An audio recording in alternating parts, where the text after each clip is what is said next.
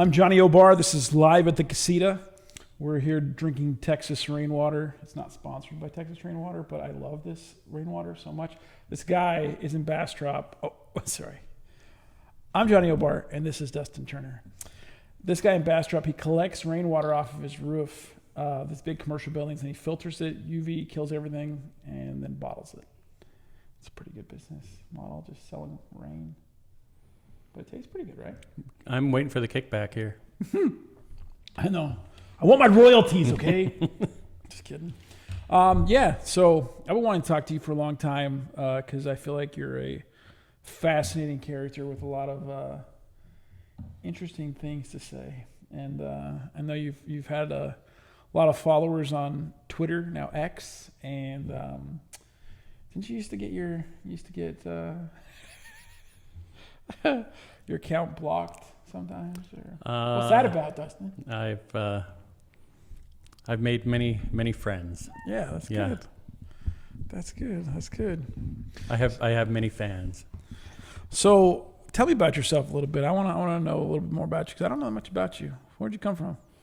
Where were you raised? Where was I raised? I guess I was raised in Logan.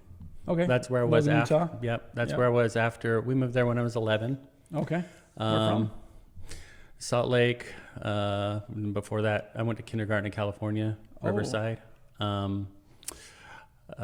So I don't really know where I was raised. I went to, I think, 13 elementary schools. And 13. Yep. Wow. And I think we moved 35 times before I was 16. Wow. Yeah. So got a touch of the gypsy. That's had an right. interesting life. I was actually conceived in Australia. My dad's Australian. My mom served a mission in Australia. She was kind of an old missionary. I'm sure she'll appreciate me saying that. Yeah, you're watching, Mom. Did you hear? Jeez. So after a mission, her mission president said, "Hey, there's this guy. He wants to. He's interested, and if you want, I will keep your plane ticket for you. You stay here a couple of weeks and let me know if you want to stay or not." And so she was like, "Okay," and went up and met with my dad, and from what they tell me, she said, "So when are we getting married?" And a couple weeks later, they were married, and So she's pretty forward. yeah, nine months and 2 weeks later, I was born, and I was 2 weeks late. Wow. But she was an old missionary, so she had to get started. She ended up having. I'm the oldest of 7. Oh, wow. 5 boys and 2 girls, and like I said, I mostly grew up in Logan. That's where I consider my home. Okay. We've lived here for probably 3 years now. Yeah. I've got my wife. We've been married 19 years now. Nice. We have Congrats. 5 boys. Yeah. Oldest one is putting in his mission papers this week. It's exciting. He's a good boy. We like him, and he's watching right now. Yeah. Anyway, so and I don't know what else. No, that's good stuff. So you're the oldest. That's cool. Is most of them still in Utah, your siblings, or where are they? They're scattered. You got some in. between- Yeah, my parents are in Washington right now. Oh, okay. Yeah. What part? Western Washington, just south of Olympia. Okay. So I know you take an interest in politics. Why? What got you started in that? Like, what's your interest? When did I start that? Probably when I watched the debates between Bush Senior, Clinton, and Perot. Okay. Yeah. So I remember was. How old was I? I was 9 years old when I watched my first presidential politics. I was kind of a nerd. Yeah. Yeah, and my mom took a liking to Perot. I remember.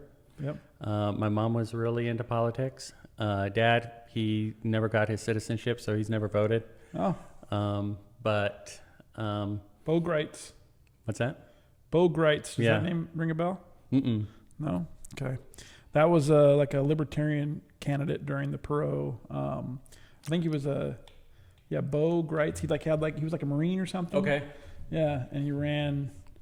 That was a crazy election. So I've been politically active and interested since I was a kid. I'm also an anomaly, like a weird dude. And my political line ran's the same since my childhood. Yeah. I keep on going further right. I don't know what to tell you. So in 2016, when we moved to Washington, 2015. It was 2015 because it was still the primaries. Okay. I immediately, that was the year my wife got her citizenship. Oh, wow. And she's from Mexico. Yeah. I carried on the family tradition, brought somebody home from my mission. Hey. And they like foreigners, these turners. yeah, my son has got a lot of pressure on him. Yeah. And so you got to bring home a foreigner, right? But no hanky-panky on the mission, okay? It's just like after. Yeah. You have to be good. And so she got her citizenship in 2015. That's cool. Really liked Scott Walker. And I was, I liked Ted Cruz. There was a lot that I liked about him. But I kind of was like, I think Scott Walker's a little bit more electable. He's a little bit more of the people, all this other stuff, right? Yeah. And my wife said to me, she said, "Since when have you ever moderated?" She literally said that to me. "Why wouldn't you choose the guy that you like the best?" Yeah. And I said, "Okay."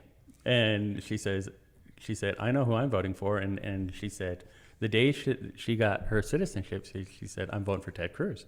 Yeah. And so I actually worked, I was pretty prominent guy on the campaign in Washington. I was supposed to pick him up from the airport. Oh, wow. But he dropped out the day before I was supposed to pick him up. So I never actually met him. He kind of turned out to be a little turkey. Oh, in my opinion. I don't mind him. I like Ted Cruz. I was a Ron Paul fan before I was his Rand Paul fan, but I'm okay with Ted. I ended up, I don't know. Well, I ended up really liking the candidate who won because of the fruits. One of the things that he did is almost all of his judicial nominees were straight from the Federalist Society. Are you familiar with that organization? Yeah, I don't like him. You don't like him? No. So I was a member of the Federalist Society in law school, and I was a fan. We brought a lot of speakers onto campus that were very conservative, pro-guns, the kind of stuff that I like, and I never thought in my lifetime that abortion at the national level would be overturned, and like that alone to me was such a phenomenal event that I just I don't know that I just never thought that would happen. Yeah. Right. That was something that still kind of surprises me that actually did happen. But yeah, Ted Cruz is okay. What are you looking at this year? Have you been paying attention to Kennedy and Vivek? Okay. Vivek is a fraud. Yep, I think so too. And I like RFK. Yeah. I feel like he's stirring it a little bit, which is a little bit good. Like, it's never going to happen because they'd shoot him like they did all the other Kennedys. Yeah. But if it were down to RFK and Trump, I would vote for RFK. Really, over Trump? Mm-hmm. Okay. Yeah. And what if it was RFK and Trump on the same ticket? No, I don't think that would happen. No. Kennedy wouldn't do that. That's the crazy. There's too much on his family name. Yeah. I've already endorsed DeSantis. So DeSantis? He's my guy. You like Ron? That's just the kind of conservative I am. Yeah. I'm a hardliner, and my problem with Federalist Society, I think, is they're way too libertarian for me. Oh, okay. And I might agree with you. I went really libertarian for a while, and so I was conservative, went libertarian, and now I'm back conservative again. And the libertarian, no worries. Yeah, libertarian's never going to beat the communists. Yeah. Well, I think we'll talk about this later, but as a member of the church, right, I think we're a little bit too casual about our enemy. We know more than our counterparts in Christianity. about where we came from. Right. We believe that there was a literal war in heaven. And we believe that there's a third of Father's children that hate us. Right. Right? I don't think we kind of understand that. And you're part of the group that believes it's a literal third. No, not well, a third part. A third Okay, part. so you're but not sure. It doesn't matter. Yeah, Either way, you've got a probably substantial group. You've got 100 people around you at all times that you can't see, that are basically terrorizing you. And if you knew that, if you could see the war that we were in, you would take it a little bit more seriously than being like, you know. Yeah. You see, that's the way I see libertarians. Okay. So we've actually got to fight back and not just take it all the time. You know, I think the libertarian mindset is, you know, well, live and let me live and all this other stuff. It's kind of the thing where we failed with gay marriage. They said, oh, you know, the gays, all they want is they want a marriage certificate and tax status and all this stuff and stay out of our bedroom. And it went from stay out of our bedroom to, hey, your kids need to learn my pronouns. Right. So the thing is, that's what happens when you don't advance, is you get advanced on. Right. And we've seen that a lot. The judges that Trump gave us on everything except, it felt really political. What it feels like is they used all of their political capital, because that's the way John Roberts is. His court is, we need to make calculations, but he saved Obamacare. Oh yeah, I'm not a fan of John Roberts. And so he's way pre-Trump though. John Roberts. He had nothing to do with it. But what I'm saying is, I think a lot of them are cut from the same cloth. Right. Who's Gorsuch? He's a little bit different. He's more libertarian. Yeah. The other two, Kavanaugh, ACB. Amy. I thought ACB would be okay. She's a disappointment. Kavanaugh is what I thought he would be, which is terrible. And what I think is they made a political calculation, got rid of Roe, and every decision since then has been pretty much terrible. The one guy I do like, Gorsuch, he codified transgenderism. So, I got my problems, and that's not Trump's fault. Trump, the problem I have with him is he, a few things. He relies on, his selling point was, I'm going to surround myself with the best people. Yeah, but you're fired. You're fired. You're fired. If you're doing it wrong, you're fired, right? Yeah. And I wish he had said you're fired a lot more. Right. You know what I'm saying? He didn't say you're fired. So it's not his fault the judges didn't turn out the way that they were supposed to, because he doesn't know anything about judges. Nothing. Right. Yep. Now, if he'd asked me, I would have told him, right? But you know what I'm saying? Right. But why didn't you call Dustin? Huh? Yeah, right. But he surrounded himself with yes men. Yeah. And that became a problem. Well, I felt like it was a combination of yes men and lifers, right? Like not necessarily rhinos, but they're not trench fighters, right? Like it's people who like, oh no, let's get along and like let's toe the line. Let's just go with the mainstream, you know, even if they weren't, like I said, even if they're ideologically correct in the rhetoric, they didn't do a dang thing, right? They're just lifers. Well, I don't believe that they believe what we believe. Right. They'll say they believe it. I don't actually think that they'll believe it, or you know, they don't fight for it. They don't fight for it like somebody who actually believes it. Right. And so I had a problem with his picks. In 2016, when he won the nomination, I didn't end up voting for him. I regretted the vote I made. I think the vote I made was bad. I regretted, but we have plenty of votes we regret. Yeah. But the case I made in 2016, I thought, well, maybe I was wrong. The longer that has passed since that election, the more I'm like, man, I was so right. I never say that to myself. I never tell myself, hey, you were right. No, other than every day. No, but the case that I made against Trump when it was him versus Hillary, is like I wouldn't have minded per se if Hillary had won, because the case that I had made was I thought my thought is he's Herbert Hoover. Okay. He reminded me way too much of Herbert Hoover, one non-politician, businessman. He lasted one term, and when he faced a crisis, it turned into a disaster, because what happened was we just come off Calvin Coolidge, probably the best president of the last 100 years, right? We ended up with Hoover, and once he lost because of the Great Depression, the Republicans lost Congress for 60 years. Oh, no. They didn't get it back until 1994. Yeah. And so I said to people, I said, is it going to be so bad if you have Hillary Clinton in, the most unlikable person in the world, right?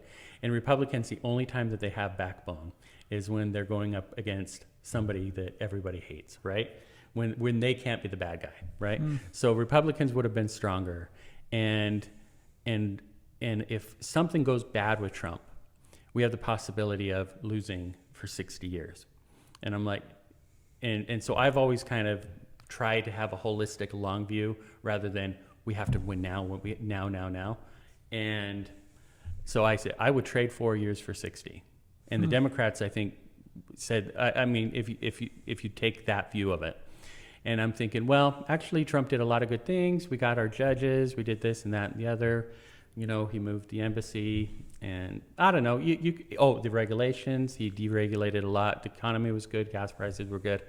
There are a lot of things I disagreed with him about. The fake Obamacare repeal, that was bad. What else? When he got together with the Kardashians and did the jailbreak bill, that was bad. The incarceration. He had things I disagreed with him on, but it didn't hurt the country per se in that moment, and he was popular. And I said, okay, maybe I'm wrong. COVID hit, and COVID was Trump's Great Depression, if you're going back to the Hoover analogy. And I have a hard time letting that go. That it was such a catastrophic failure. Everything about it was a failure. And so if you say, wait a second, well, what is he going to do better about it? And I haven't heard him say what he would do better. And that's a problem for me. Yeah. Well, I would say the one thing I hate that politicians do, and he's a politician now because he's obviously been elected before, is they obfuscate, right? Like they don't talk about what they're going to do, because that's like the one thing I want to hear, right? The one thing I want to hear is like, tell me a plan, tell me your positions, tell me a plan, tell me exactly what you think, what you believe, where you're going to take this. And what they do instead is they just like give all these, platitudes, and it's infuriating. I'm like, that's the one thing that I hate about politicians is all their platitudes. I want to hear your plan. Yeah. And that's what's interesting. So people say, oh, you're really, really far right, or you're really extreme. You know what? If a politician articulated exactly what he would do, everyone would be far right. You know what I'm saying? Right. Yeah. If they would articulate the positions and say, this is what I would do, this is why we need to do it, this is how it would help you, right? Guess what? Then it becomes between right or wrong, not right or left. Right. You know what I'm saying? Yeah. And the normal, normie norm, right? Yeah. The person who doesn't know anything about politics, doesn't care, just wants to pay their bills every month, right? That's what they're looking for. Right. And so it doesn't matter if it comes from the mouth of, the far left or the far right. If they're making sense, then, and they're offering real solutions, then nobody cares what extreme is. And that's what I liked about DeSantis. DeSantis did everything that was supposedly extreme, and then he went out and won by 20. Right. And that happens because Normie Norm says, hey, wait, he's protecting us from the groomers. He's protecting us from, when the hurricane hit, we got our bridge fixed in 2 days. You know what I'm saying? Yeah. So no, the media always takes everything and tries to make it sound extreme. The problem, it's a huge problem that they do it, because when there is something bad that they really want to make extreme, they've already ratcheted up everything as if it's extreme, to the point where you don't even care. Everything's extreme to them, so it doesn't really matter. Yeah. So do you think DeSantis has a shot at it? I mean, he doesn't seem to be. He got a big endorsement today. I think he'll win Iowa. Actually, I'm pretty sure he'll win Iowa. Everyone's going to post polls and all that other stuff. Yeah. I think he'll win Iowa, and then from there, then it's a rock fight. But, I mean, I think the other thing that people aren't taking into account, and this is going back to the earlier thing about fighting against the demons, right? I think people who were all in on the Trump train aren't taking seriously what's going on with his indictments. Yeah. I think a lot of, I think they said the other day, I heard somebody say that 60% of Iowans think that they're just doing it so that, so that to rig the election, right? Right. They don't actually think that he's going to get arrested. Right. So the question is what happens if they actually do arrest him, throw him in jail, and he can't run? And I think I think that is a possibility that a lot of people aren't even contemplating because they think it's a joke, right? Right. Because everything's a joke, right? But what happens if the demons or that we're going against are actually serious? Because they always are, and they actually do throw them in jail. Then we got a problem. You know what I'm saying? Oh, you got a huge problem. We got a problem in a lot of ways. Yeah. In a lot of ways. Yeah. You get people that are very angry. You got or you put the all of a sudden, all the people that are, they're accusing of election denial and all this other stuff. All that comes back. You know what I'm saying? And you throw the country in a big pile of mess. Oh yeah. But like I said, it's something that nobody's really thinking about. So I've kind of been on record for the last 2 or 3 years that I actually don't think there's going to be an election in 2024. So really, what do you think? I mean, what do you mean? So So do tell. Come on. Can't give my current theory is that they will do something like what they tried to do in 2016, where they ran Evan McMullin as a third party. Okay. And I think that they will end up, even though nobody votes for him, I think they will end up making the third party guy the president, the guy that they want. Because I don't think they want Biden, and I don't think that they want Trump or DeSantis. And they definitely don't want RFK. They don't want anybody who's running. And so they're already setting up Biden for a fall. I mean, you can see what they're doing. Yeah. They want a stronger candidate. Everyone wants a stronger candidate, but yeah. that's my theory. I see a little bit too much third Nephi coming on. So I allow my worldview to kind of take precedent over, whatever politics are going on. Your religious worldview? Yeah. Yeah. I think that's wise. I think people don't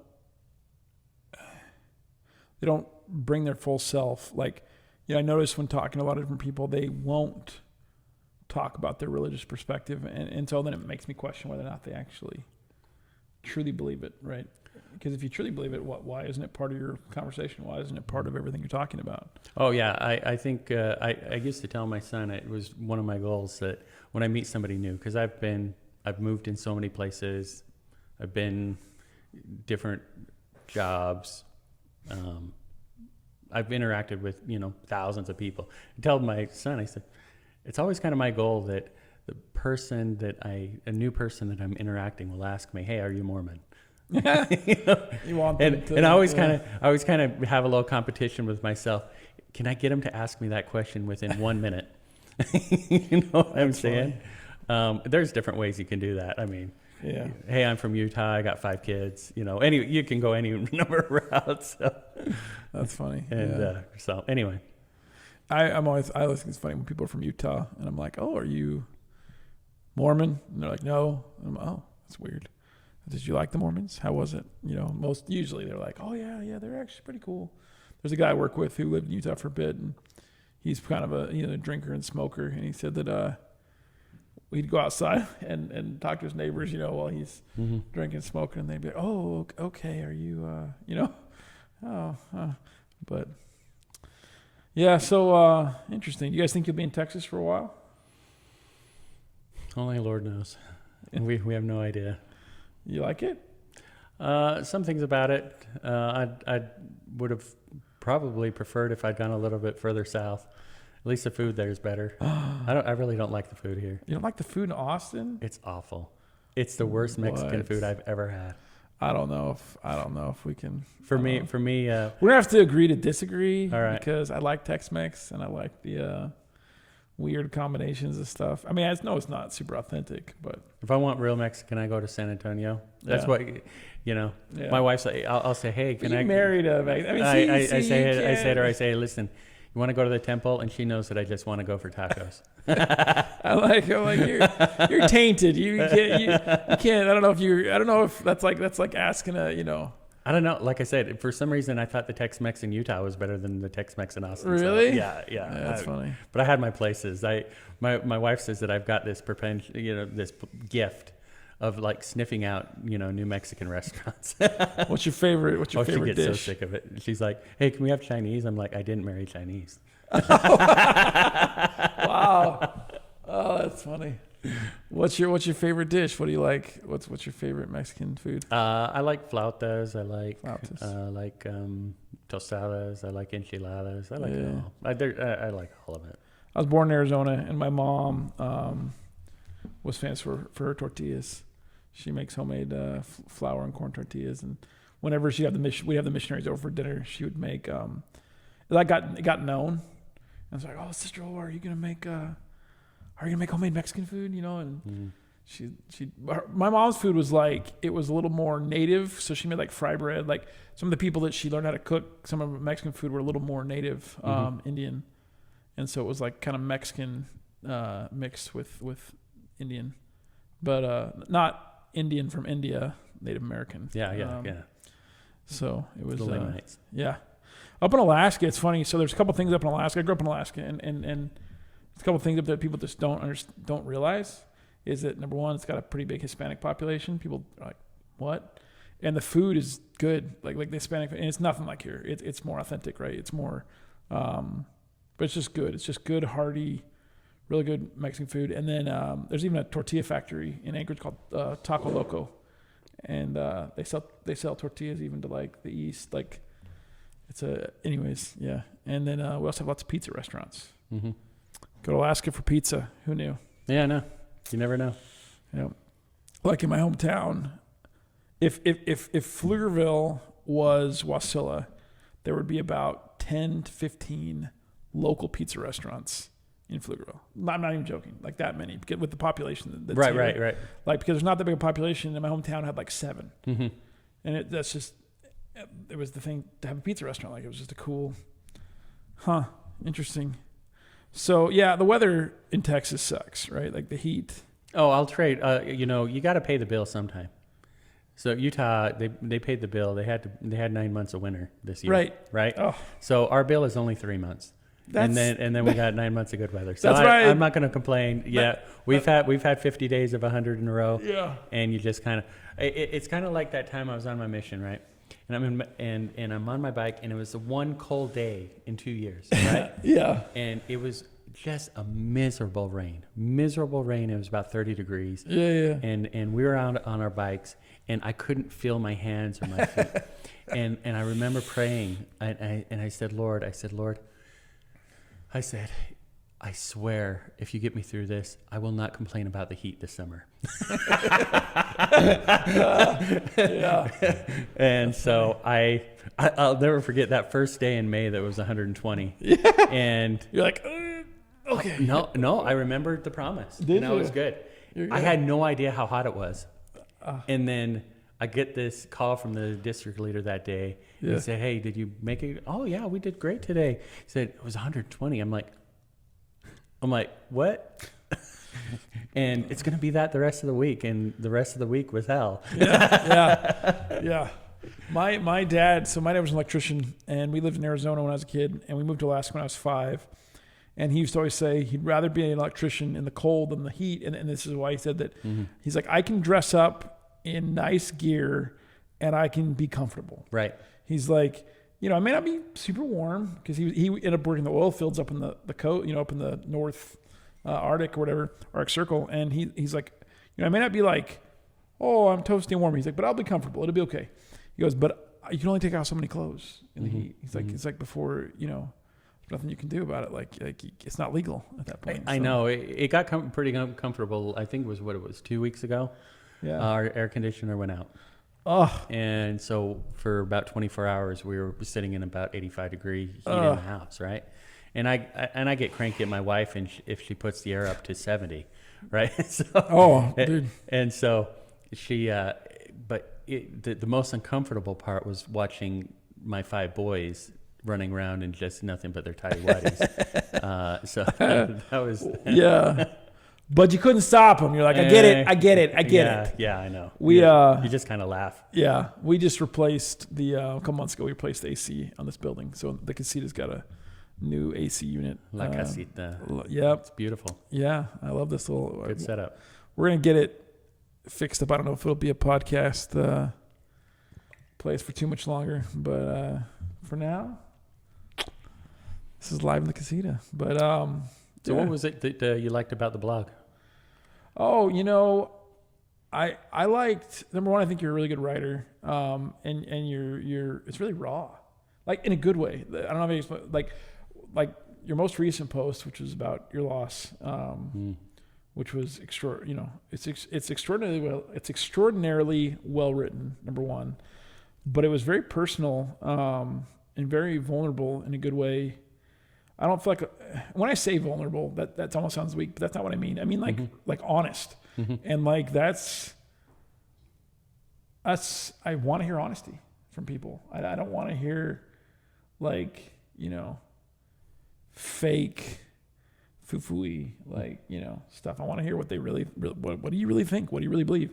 That moves the needle, right? Not just with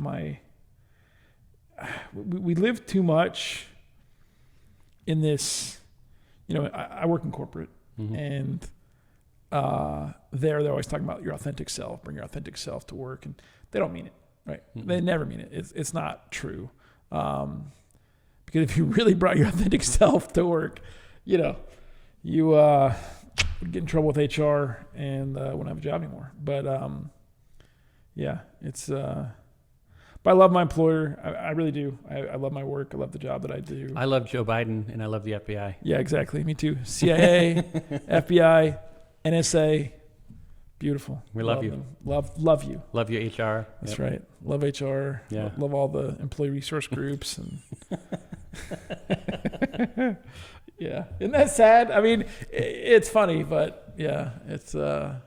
Have you read, that reminds me of something. Have you read Edward Snowden's Permanent Record? I haven't. Oh my gosh, is that an eye-opener?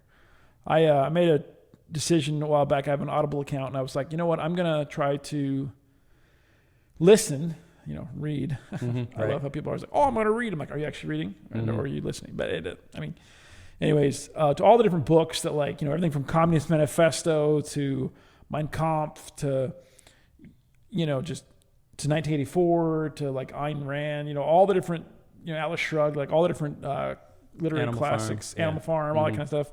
And then even do some modern stuff like Edward Snowden's books. And it's eye-opening, man. Everybody should read the whole, listen, read all those different kinds of books. But anyways, Edward Snowden, the NSA, one of the things that blew my mind in there is they celebrated, he was at the NSA when they had a big celebration because they had enough server space that they could capture the entire conversations of the entire world for a whole week until it rolled over, right? And their goal, while he was there, he might have been there when they had a month, but it was a whole year, right? They wanted a whole year, and then they continued to build out server space because their goal was to get multiple years of the entire world, because they're monitoring the entire world's conversations. And people, you hear that and you go, well, why for? So what people don't understand is there's not necessarily, unless you've been flagged. 11 times. I'm just kidding. But no, but unless you've been flagged by the FBI or the CIA, they're not actively monitoring you, but what they are doing is they're transcribing everything and they're making it searchable. And so once you get flagged, then yes, they monitor you, but they want this backlog so they can forensically look at you if you do get flagged, right? They want to build a profile, and they also want everything to be searchable. And so they can run searches, they can do data crunching, they can figure out, hotspots of information. There's a lot they can do with that data. I mean, I know in the corporate world what you can do with mass amounts of data, and that's what they're doing with all of our conversations, all of our communications, is they're converting that into text, and then they're using data crawlers and AI to do heat maps and to flag patterns and all that stuff's so dangerous, man. It's sometimes I get down about it. It's too late, Right. They say if you're smart, you get rid of your smartphone, and Yeah, but how could you? How can you? Guess what? I've already put up a blog, and they already know everything about me. So hey, let's just put up a podcast and put the nail in the coffin. I'm all ready for it. I mean, It's time. Yeah, I know. I told a guy I was working with the other day. I said, whatever you do, don't Google my name. Don't look me up, okay? Don't look me up. I'm on some unsavory sites. Whatever, Daily Beast and all sorts of things. So people who don't like I said, I've there's some people who don't like me. So, but it is what it is. I've never been anonymous on the internet. I've always, and I was kind of against anonymity before. I can understand. I have a lot of friends who are anonymous, and I can see their viewpoint. And actually, some of the smartest people I know are anonymous online, and they're really, really intelligent takes. It's not like everyone wants to say, "Oh, you're just anonymous because you want to trash talk," right? It's not always that. It's not always that, and so. I don't have a problem with it, but I just never did it because I'm not creative enough to be a fake person. You know what I'm saying? That's funny. It's a lot easier for me to put my real name than come up with a cool, fake name. Yeah. I have buddies who have really cool fake names, and I'm like, man, I could never be that creative. I was, for a really long time, I was anonymous. I was, my Facebook handle was Hugo De Paganus, which is, he was the founder of the Knights Templar.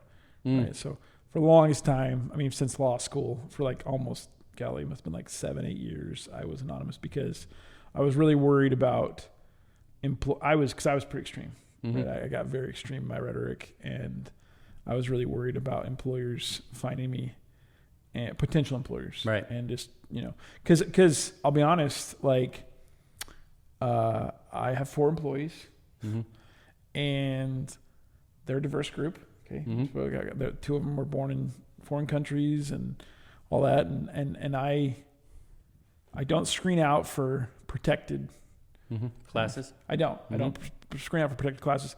But if I do look up somebody's profile and they appear to be an extremist to me, I'm hesitant. Right? I'm thoughtful, and it gives me pause. And frankly, almost any spectrum of extremism, because what my pause is, or my concern is if someone's that. I've had people who come, if I just don't want it at work. I'm like, we just got to get a job done. Like here, we're getting a job done, and I don't want to talk about politics at work. I don't want to. Outside, let's go nuts, man. And I'm all about freedom of speech and about, for the most part. I actually have some views against freedom of speech, believe it or not. People. Here's what they are. Okay. Doesn't sound very libertarian of you. No, because I've those pastures. I've left those pastures. I have a question about the dichotomy of, is it good to promote freedom of speech if you're promoting those who are against freedom of speech? Because that's a problem. So, and that's where libertarians and the kumbaya, hold hands, everybody's opinions, of equal value. People. We want everyone to vote, type of thing. It gets wrong because what they don't understand is that, like, it's a poison pill. So if you think, if you're a pluralist and you think that everybody should vote, blah blah blah blah blah blah, but then you're supporting those who are not pluralists, like the litmus test should be: are you a pluralist? If you're a pluralist and you're willing to let people have freedom of speech, whatever, then you're okay. But if you're not a pluralist and we support you, I've seen what happened. Like I've seen it happen at work where we hire somebody and the hiring manager's diverse. They're willing to hire anybody, right? And they hire this person. They bring the person in, and then that person just hires people of their, they're very nepotistic. They're very whatever. And you're like, okay, the litmus test, what manager wasn't that you were neutral, it's that who you hire needs to be neutral too, right? If that makes sense, right? And so there's this problem of it's okay if you're open and pluralistic and all this kind of stuff, but if you're to the point where you're willing to swallow poison pills, like these ideologies or these groups or people, and I think we know some of them come from certain regions of the world, tend to, that are very not pluralistic. You're going to destroy your pluralistic society. You're going to destroy it the more you embrace that, right? So there's got to be a litmus test or a line where you say, yeah. I was blessed by Facebook. They banned me 3 years ago, so I'm truly blessed. Yeah, I don't have to worry about the employers looking at my Facebook. So why worry? Because I'm almost jealous. I've never been kicked out of any of the social media sites, and so it makes me question my. I mean, my Audible account. I listened to The Real Anthony Fauci by RFK Jr. Oh, okay. Have you read you? I haven't listened to it. Yeah, I don't like him a lot. I Fauci? think it was within. It was March 15th. March 15th was when everything shut down. I think it was. I still have the tweet somewhere where I wrote, Anthony Fauci's not the Antichrist, but I can see how we would fall for it now. Right? Yeah.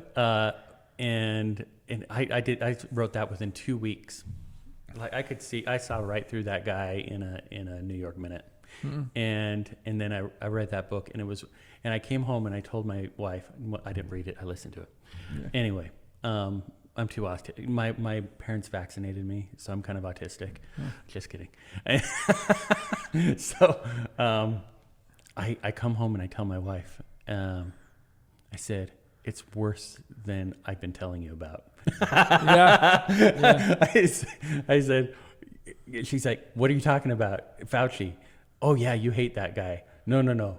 It's worse than I'm telling you about. It's way worse. And I think my most extremist view is that when the evening of the last resurrection happens, right, Hitler's going to be resurrected, then Fauci. Really? You feel that strongly? Oh, he's murdered more people than Hitler did. Wow. His body count is very high. Not just from COVID, but nope, not just from COVID. Yeah, it's from HIV. It's from he's been experimenting in Africa, all of his experimental vaccines for decades. To him, people are lab rats, and it's not good. Yeah, Rand Paul's been really going after him. Yeah, so I think I said something to the effect that when it was Fauci's turn to be hanged, that I wanted to kick the stool out. Oh yeah. And now I don't have a Facebook account. All right, that'll do it. That'll do it. Well, cool, man. I think we're probably hitting up our time. It's been a pleasure, man. Yeah, I'd like to do this again sometime, actually. Yep, anytime. Cool. Anytime. All right. We'll talk real religion. Yeah. And actually, yeah. Is there anything else you wanna share? Oh, I don't know. It would be too long. I know, right? I think what I would say is, as far as what we believe in, right? Yeah. My biggest philosophy is that I'd say 99% of the people, when we're of members, we're not even talking about people. We're talking about members. I have no idea what the plan of salvation is. And they'll draw the circles and whatnot from primary up. And I don't think they do it as much with our little kids. I introduce the circles and the squares with my kids, and they're like, "What's that?" Yeah. And we did the whole thing, and people are just so dumb about it. Like they have no idea. Ignorant, yeah. And they don't. And so I kind of pound that on my blog a lot. I have 3 or 4, 5 things where I'm like, dude, this is like what it means. Yeah. And we just have no idea. And then, people will leave the church and whatnot. and then they'll hold on to certain ideas that they Are not orthodox. Yeah, for any other for anyone else. For It's anyone like, else, where yeah. are you getting these ideas? Yeah. Right? You got those ideas from Joseph Smith. And so, but I think that if people had a really, really good understanding, a good grasp on the plan of salvation, we wouldn't have all these, this bad thing happened to me, or, I'm suffering with, this mental illness, or, I have this doubt, right? Yeah. It would be, this is the plan, I know exactly what I have to do. I know exactly what the parameters are. Like, it's not going to be, some random thing. The thing that actually, my pet peeve on this is the terrestrial kingdom, the second kingdom, Yeah. where everyone says, oh, you just have to be a good person. And I'm like, what in the HEWQ does that mean, right? Yeah. Nobody knows what that means. And I can point to you and say, this is exactly what it means.